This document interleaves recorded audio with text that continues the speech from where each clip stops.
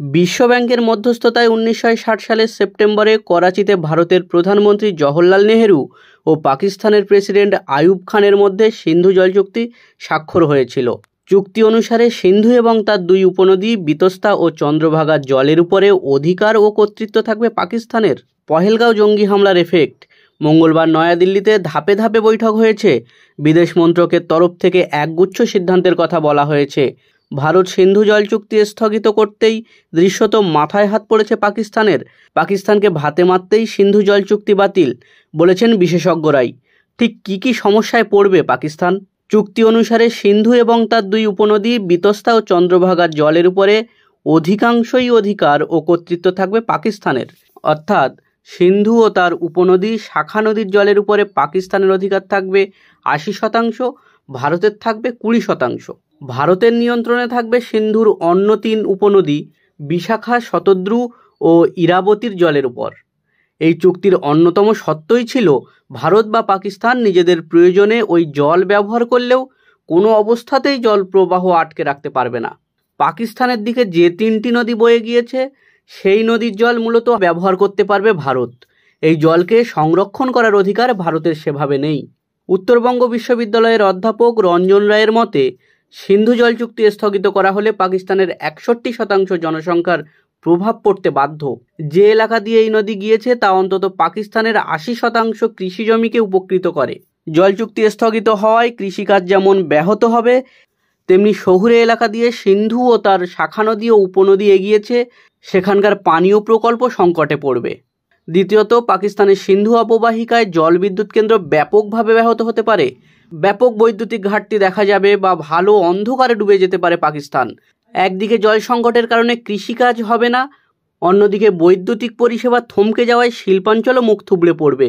সব দিক থেকেই এই চুক্তি স্থগিত হওয়ায় পাকিস্তানের জন্য মোক্ষম জবাব বলেই মনে করছে ওয়াকিবহল মহল।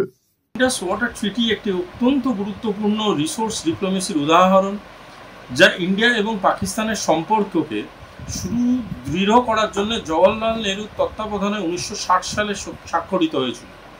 সে সময় দাঁড়িয়ে ওয়ার্ল্ড ব্যাংক এটার মধ্যস্থতা করেছিল এবং এই ট্রিটির মাধ্যমে গোটা ইন্ডাস ভ্যালি রিভার প্রজেক্টটাকে ইমপ্লিমেন্ট করা হয়েছিল, যেখানে 6টি নদীকে ওয়েস্টার্ন এবং ইস্টার্ন সাইড হিসাবে দুটি দেশের মধ্যে ভাগ করে দেওয়া হয়েছিল।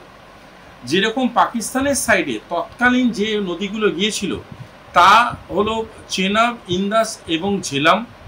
ইন্ডিয়া সাইডে যে নদীগুলো এসেছিল তা হলো রবি, বিয়াস এবং সতলেজ। সে সময় দাঁড়িয়ে 80% জল পাকিস্তান উপভোগ করত এবং 20% জল ভারতবর্ষ উপভোগ করত। কিন্তু সেটা বোঝার প্রয়োজনীয়তা আছে যে সেই সময় দাঁড়িয়ে যখন এই চুক্তিটা ঘটে তখন ভারত পাকিস্তানের সম্পর্কটা এত খারাপ দিকে ছিল না। আস্তে আস্তে যখন সময় যায় সেই শেয়ারিং ট্রিটিটা ভীষণভাবে পাকিস্তান ভায়োলেট করতে শুরু করে এবং অনেক ইলিগাল কনস্ট্রাকশন এবং অনেক ইলিগাল মেথডোলজিকে ব্যবহার করতে শুরু করে, যেটা থেকে লিটিগেশন অ্যান্ড ডিসপুট সৃষ্টি হয়। সেই লিটিগেশন এবং ডিসপুট নিয়ে শুধুমাত্র ইন্টারন্যাশনাল অথরিটি না, ওয়ার্ল্ড ব্যাংকও ইন্টারফেয়ার করে একাধিক সময় এবং অনেক সময় থার্ড পার্টি মিডিয়েটর দিয়েও সেটা সলভ করানোর চেষ্টা করা হয়, কিন্তু সেটা কোনোদিনই সলিউশনের দিকে যায়নি এবং পাকিস্তান দীর্ঘকাল এই জিনিসগুলোকে ইচ্ছাকৃতভাবে বিভক্ত করেছে। পরবর্তীকালে গিয়ে ভারতবর্ষ বিভিন্ন ওয়ার্নিং এবং বিভিন্ন ডিপ্লোম্যাটিক মেথডোলজির মাধ্যমে পাকিস্তানকে বোঝাবার চেষ্টা করে যে এই ধরনের অ্যাক্টিভিটি তারা যদি বারংবার করতে থাকে তাহলে কিন্তু ভারতবর্ষ তাদের সাথে এই কোঅপারেটিভ রিলেশনশিপটা ফর ইন্ডাস ট্রিটি রাখতে চায় না। এবং নরেন্দ্র মোদীজির একটা বিখ্যাত উক্তি ছিল উড়ি হওয়ার পরে যে blood and water cannot flow together, এবং সেই উক্তিকে ধরেই আজকের ডেটে দাঁড়িয়ে যে ঘটনাটা পাকিস্তান ঘটালো সেই ঘটনাটা নজিরবিহীন এবং মানবাধিকার লঙ্ঘন করে। সে এমন একটা ঘটনা যে ঘটনাটা হাজার হাজার মানুষের বুকে আগুন জ্বেলে দিয়েছে এবং ভারতীয়রা আজকে চেয়েছিল তার একটা নিধান। তার প্রাথমিক একটা নিধানের শর্ত হিসাবে নরেন্দ্র মোদী এই স্টেপটা নেয়, যেখানে ইন্ডাস ওয়াটার ট্রিটিটাকে প্রচণ্ড রকমভাবে মানে বুঝে শুনে ইচ্ছাকৃতভাবে সাসপেনশনের লেভেলে নিয়ে যায় তারা, এবং আজকের ডেটে সেটাকে সাসপেন্ড করে। কেন সাসপেন্ড করে? কারণ তারা বোঝাতে চেয়েছে তাদের স্ট্যান্ডটা ইজ ভেরি ক্লিয়ার।